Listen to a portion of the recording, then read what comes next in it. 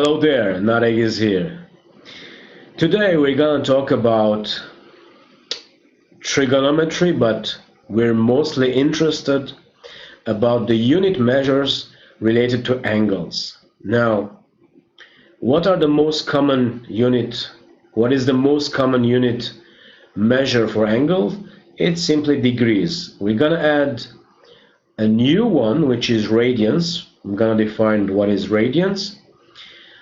Plus, I'm gonna give you some examples where we're gonna convert from degrees to radians, from radians to degrees, and finally, we will talk about how are we supposed to find the principal value of certain arcs where the angle is smaller than minus 180 degrees or greater than 180 degrees. So let's first talk about the unit measures. Whenever we're talking about angles, just like we mentioned earlier, the most common unit is degrees. It's symbolized by this small round. The degrees, it corresponds to the whole revolution, of course, of the circle. It corresponds to 360 degrees. The new unit that we're going to discuss, it's called radians. Radians, where the symbol is simply RAD. It's an abbreviation of radians. In this case, the whole revolution will be equal to 2 pi. The third unit is grad. We're not gonna talk about this unit. Actually, you simply have to know that 400 grad is equivalent to 360 degrees. Now, let's talk about radians. What is radians? In this case, we're gonna need a circle. So we have a circle. Of course, this is the center, let's say O, and this is a certain radius where the point A also belongs to the circle. The radius, I'm gonna call it simply R. Whenever we have a certain arc which has a length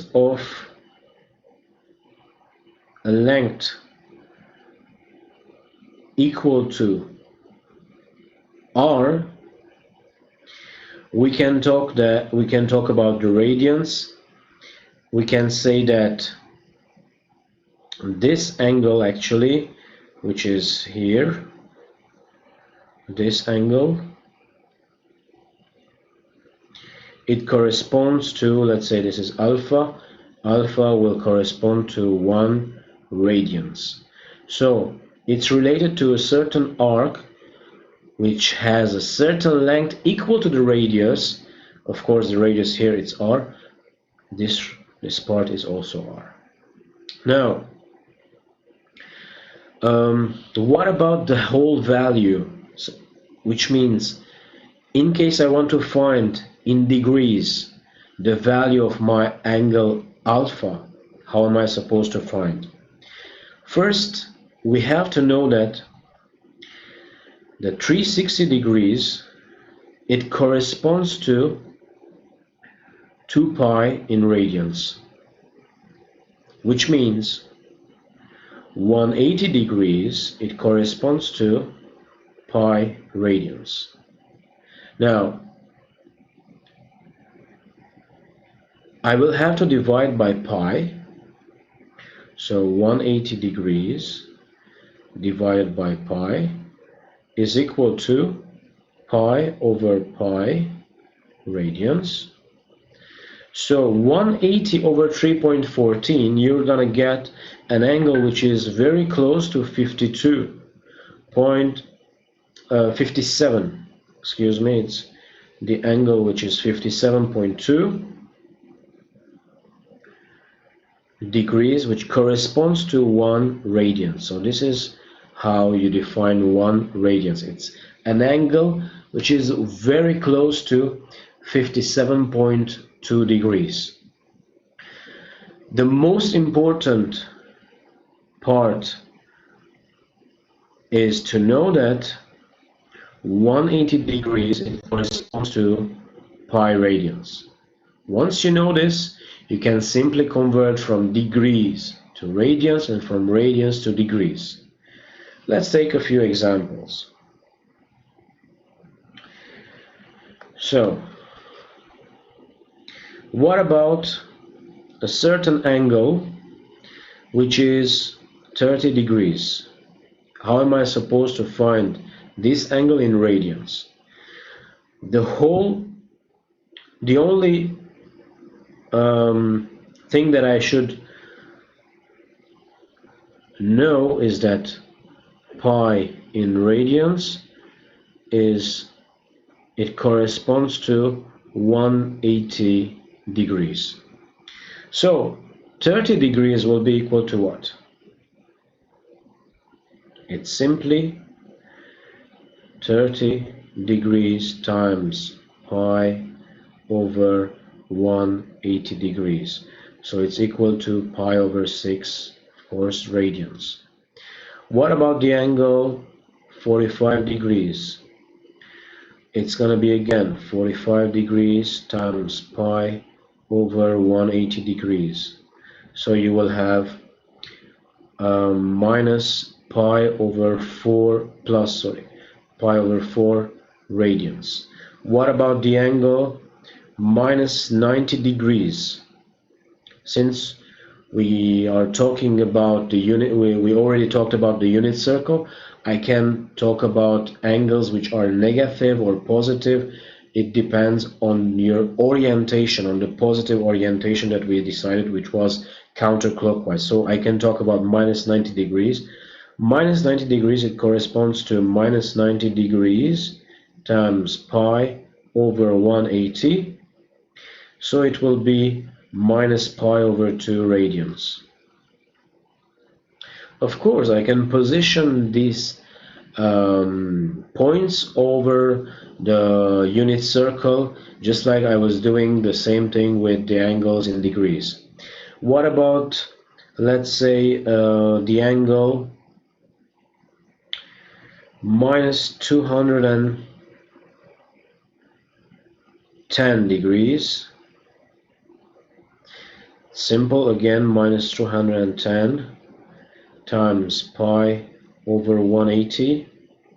You will have to say it's minus 21 pi over 18. You have to divide by 3, so it's minus 7 pi over 6 radians. Alright, so these are a few examples where I was converting from degrees to radians. What about converting from radians to degrees? So let's take other examples. Again, you simply have to remember that pi radians is equal to, or it corresponds to 180 degrees. So what about 3 pi over 4 radians in degrees? You will have to say it's 3 times 180 over 4. So it's 3 times 45. 3 times 45, it's 135 degrees. What about minus pi over 2 radians? It's very simple. You will have to say it's minus 180 degrees over 2, it's minus 90 degrees. What about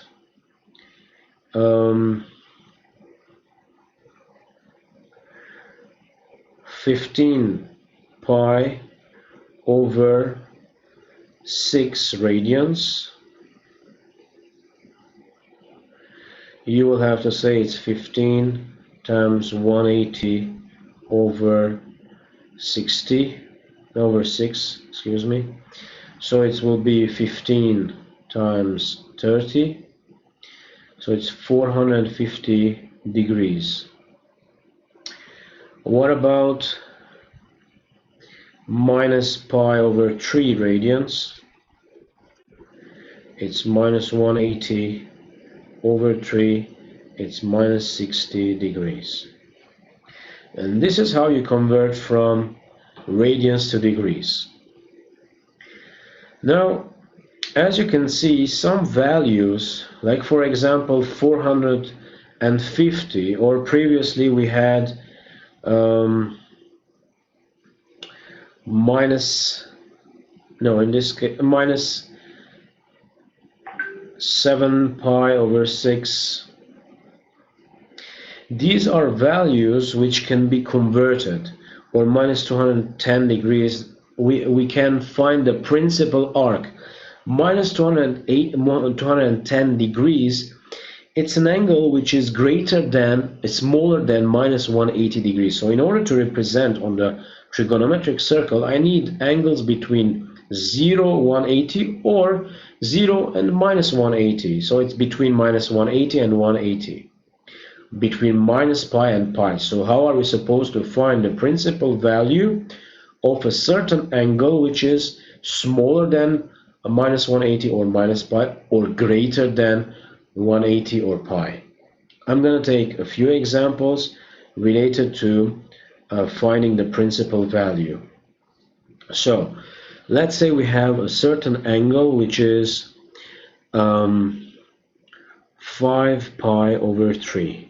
Now, as you can see, 5 over 3 is greater than 1. So it's greater than 1 pi. So I can find the principal value. How am I supposed to find the principal value? You will have to say that 5 pi over 3, it's simply 6 pi over 3 minus pi over 3. 6 pi over 3, it represents 2 pi. 2 pi is the whole revolution, which could be regarded as 0. 360 or 0 degrees are the same thing. So I will have the final result minus pi over 3 radians. Of course, once you have the initial value in radians, you continue and you give the result in radians. You do not convert.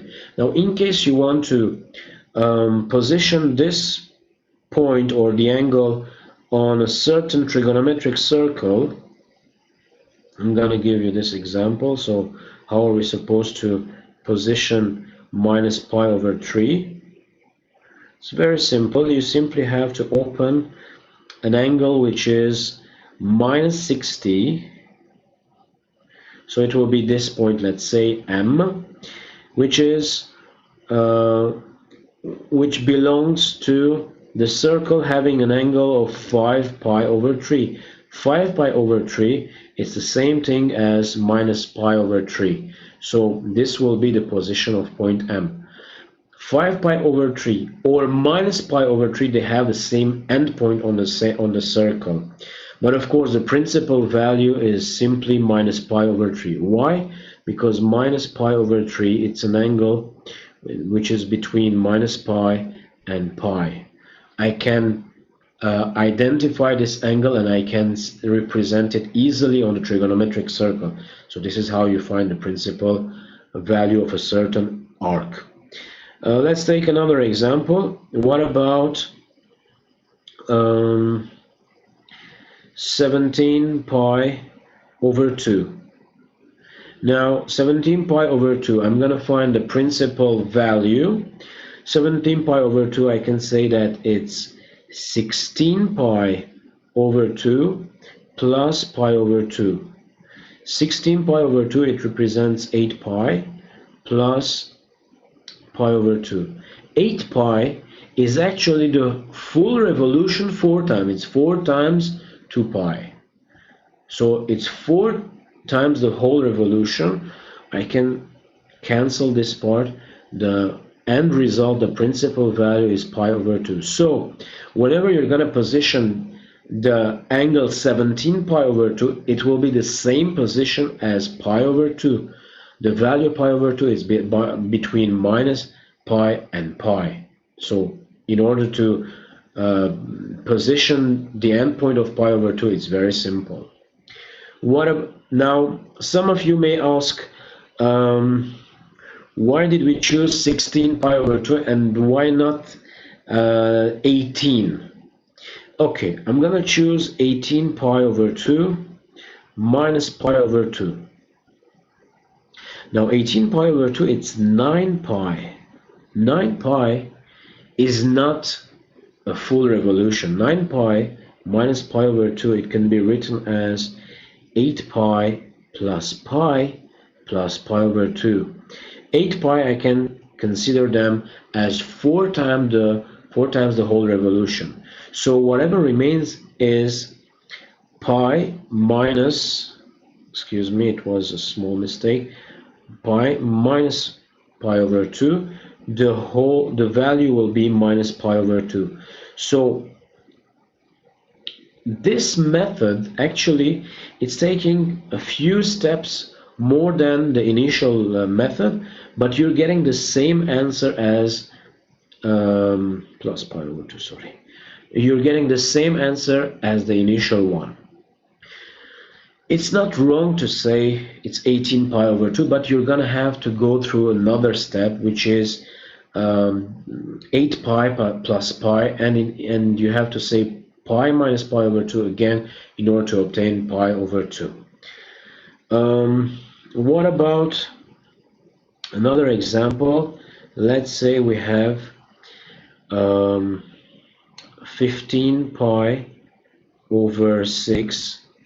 Now I'm gonna say 15 pi over 6, it can be written as 12 pi over 6 plus 3 pi over 6. Of course, you can do the simplification from the beginning. So I'm going to continue it. 12 pi over 6 is 2 pi plus pi over 2. So the final result will be pi over 2. The final value is pi over 2, which represents, of course, 15 pi over 6. 15 pi over 6, in case you want to simplify by 3, it will give you 5 pi over 3, which can be written as 6 pi 5 pi over 2, excuse me. So it will be 4 pi over 2 plus pi over 2. 4 pi over 2 is 2 pi plus pi over 2. Again, you're gonna get the same value, which is pi over 2, a value which is between minus pi and pi. Now, in case you had the values in degrees, what about the angles which are in degrees? Let's say we have 750 degrees. 750 degrees is greater than 180 degrees. So you simply say it's 360 plus 360 plus 30 degrees. 360 is the whole revolution, which you can cancel out. 360 is again the whole revolution, which you can cancel out. The final result will be 30 degrees. So 30 degrees is the principal value of the arc 750 degrees. It will give you the same endpoint. Now, what about the angle, let's say, minus 300 degrees? Minus 300 degrees, it's more than minus 180, so I can find the principal value. I can say that it's minus 360 degrees plus 60 degrees. Minus 360 degrees is the whole revolution, which can cancel out, so it's 60 degrees. So on your trigonometric circle or unit circle, once you're going to position the endpoint for minus 300 degrees, it's the same thing as 60 degrees. So this is how you can find the principal values of arcs which have values smaller than minus 80, greater than 180, or smaller than minus pi or greater than pi. All right. So That's all for this part. That's all for the unit measures related to the angles. We discussed about degrees, radians, how to convert between radians, degrees to radians, plus about the idea of finding the principal value of a certain arc which is greater than 180 or pi and smaller than minus 180 or minus pi. So don't forget to subscribe to my channel in case or you will be notified whenever I upload new videos. I can also share with you my Instagram and Facebook account. You can contact me directly or you can simply leave a comment below. That's all for today, and I hope it was helpful, and see you next time.